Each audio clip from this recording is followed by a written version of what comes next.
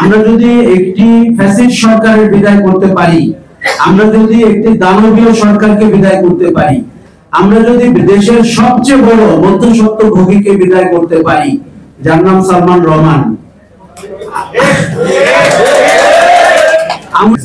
কোন সুস্থ মানুষের পরিণতি এরকম হয় না, তেমন কোন সুস্থ সরকারেরও পরিণতি এমন হয় না। আর ওই যে আপনারা এসটি ইমাম বলে একটা লোকের কথা বলছিলেন না, আপনাদের আর কি ক্ষতি উনি করেছে? উনি 3টি নির্বাচন গুম করেছেন বাংলাদেশে। এসটি ইমামের মরণোত্তর বিচার দাবি করেন, মরণোত্তর বিচার। কারণ কোন কোন পাপিষ্ঠ আছে, তা মৃত্যু তার সুরাহা হতে পারে না। এতদিন ধরে কাজ করে এই লোকটার কোনো অধিকার জন্মায় নাই আমার অফিসে, কারণ সে আউটসোর্সিং। এটি আমার আরো 2 মাস 3 মাস আগের ঘটনা মনে পড়ছে। তখন আমি বলেছিলাম যে এদের জন্য আমাদের কিছু করা উচিত, কেননা আমরা যে সমাজে বাস করি, যে জীবনে বাস করি, আর কত অন্যায়, আর কত বৈষম্য নিয়ে আমরা বাঁচবো। আজকে আমার খুব ভালো লাগছে আপনাদের সাথে দেখা করতে পেরে, আপনাদের হয়ে কথা বলতে পেরে, এবং আপনাদের এই অবস্থান থেকে উত্তরণ ঘটতেই হবে। আমরা যদি একটি ফ্যাসিস্ট সরকারের বিদায় করতে পারি, আমরা যদি একটি দানবীয় সরকারকে বিদায় করতে পারি, আমরা যদি দেশের সবচেয়ে বড় মধ্যস্বত্বভোগীকে বিদায় করতে পারি, যার নাম সালমান রহমান,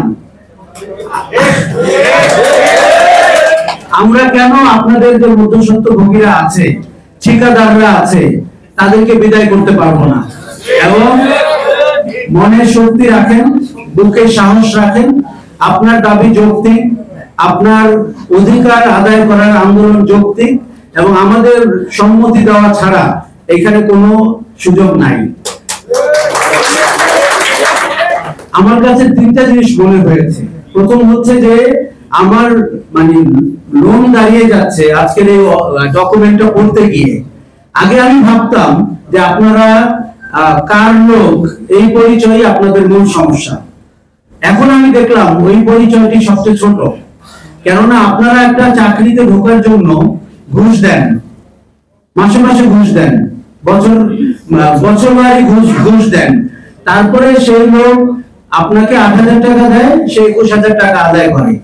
তারপরে সেই লোককে আপনি ঘুষ দেন। ওই লোক কিন্তু 2 ধারে কাটে, ও নিয়োগকর্তা থেকে কাটে, নিয়োগকৃত থেকেও কাটে, আপনার থেকে কাটে।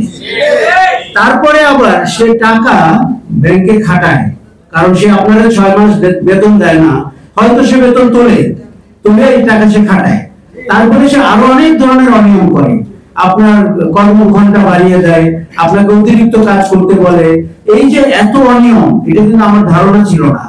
আপনারা কেন এতদিন সহ্য করেছেন? কেন আপনারা শেখ হাসিনার আমলে এই নিয়ে রাস্তায় নামেন নাই?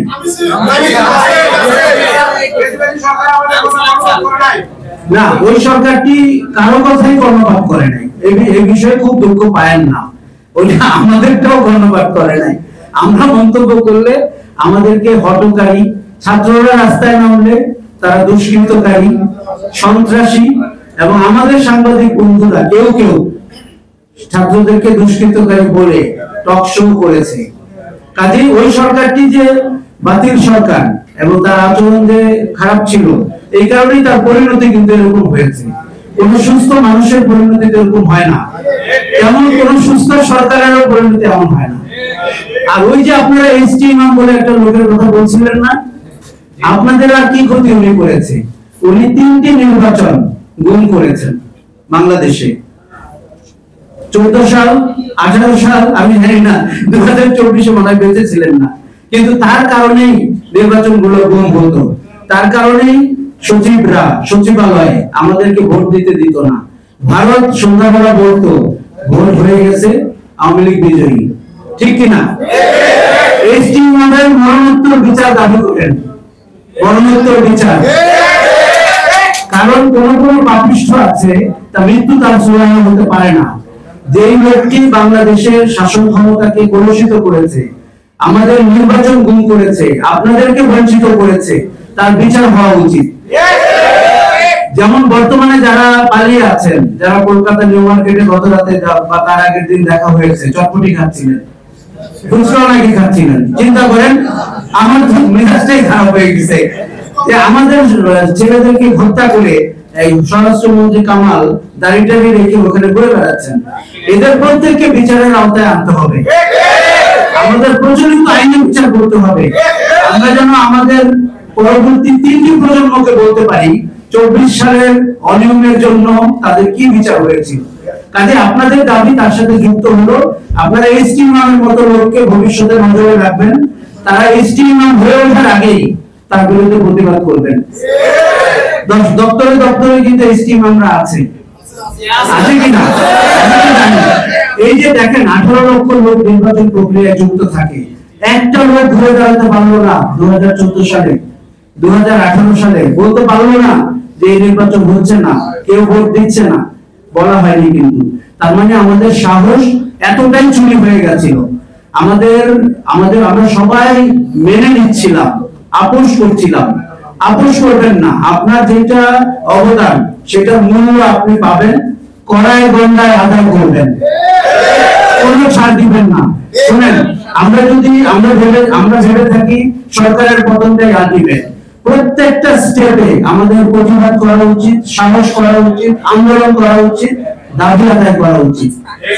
যৌক্তিক দাবি, আমি কিন্তু অযৌক্তিক দাবির কথা বলছি না। আচ্ছা, প্রথম হচ্ছে তাহলে আপনাদের এই যে ঠিকাদাররা তাদেরকে কি করে সেটা করা যায়, এটা হচ্ছে আপনাদের প্রথম আন্দোলন। তাদেরকে স্ট্রিমলাইন করতে হবে, ইংরেজিতে খুব সুন্দর করে বলে, বাংলায় বললে তো অপরাধ হয়ে যায়, সিধা করা, হয়তো মনে হবে দৈহিকভাবে প্রহার, আমরা দৈহিক প্রহারের কথা বলছি না, স্ট্রিমলাইন করা, যাতে করে আপনাদেরকে প্রতারণার শিকার কম হতে হয়, যাতে করে আপনি বঞ্চনার শিকার কম হন, যাতে করে আপনি ঘুষ দিয়ে চাকরি না পান, যাতে করে আপনার বেতন আটকে সে রাখতে না পারে, যাতে করে আপনাকে কথায় কথায় চাকরিচ্যুত করতে না পারে। এটি হচ্ছে প্রথম। দ্বিতীয় হচ্ছে ওই বাজার লোকটার করা সরকারি যে নির্দেশনা আছে তাতে 8 নম্বর ধারায় আছে যে সরকার চাইলে, প্রতিষ্ঠান চাইলে ঠিকাদারের বাইরে আপনার সাথে চুক্তি করতে পারে কিনা? আপনাদের কারো কি এই অভিজ্ঞতা হয়েছে আপনার সাথে সরাসরি কোন অফিসের চুক্তি হয়েছে? তার মানে বুঝতে পারতেছেন এটা একটা মাফিয়া চক্র। এখানে শুধু ঠিকাদার দায়ী না, যিনি ঠিকাদারের কাছ থেকে লোক নেন উনিও দায়ী। তারা কেউ কেউ কিন্তু আপনার রক্তের উপর দিয়ে 6 তলা বাড়ি বানিয়েছে, আমরা জানি, কিন্তু আমরা তাদেরকে চিনি। দেখেন, আপনাদের যাদের ব্যাপারে আমরা আজকে আলোচনা করছি এরা আমাদের চেনা মানুষ, চেনা মুখ, চেনা শত্রু, এরা আমাদের আশেপাশেই থাকে, এরা খুব দূরের না। কাজে আপনাদের আন্দোলন সফল হওয়া ছাড়া আর কোনো পথ বেছে নেবেন না। আচ্ছা, তৃতীয় হচ্ছে এই পুরো ব্যবস্থাটি বাতিল করে আমরা যদি দেখতে পাই আপনাদেরকে আত্মীকরণ করা হয়েছে এবং বয়স বিবেচনা করে আপনাদেরকে আত্মীকরণ করা হয়েছে, সেটি আমাদের তৃতীয় দাবি এবং সর্বশেষ দাবি। আমরা সেটির জন্য চাপ দিব যাতে করে আগের দুইটি আফসার আদায় করা যায়, ঠিক কিনা?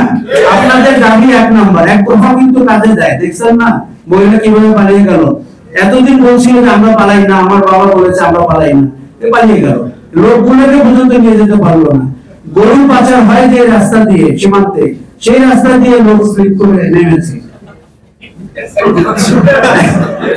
কে নেমেছে জানেন? 5000তম লোকটা, যাকে আমরা ভাবিনি নাই সে কোনো দুর্নীতি করেছে এবং সে শত্রু, সেই পালাতে গিয়ে মারা গেছে, ইসাক আলী খান পান্না।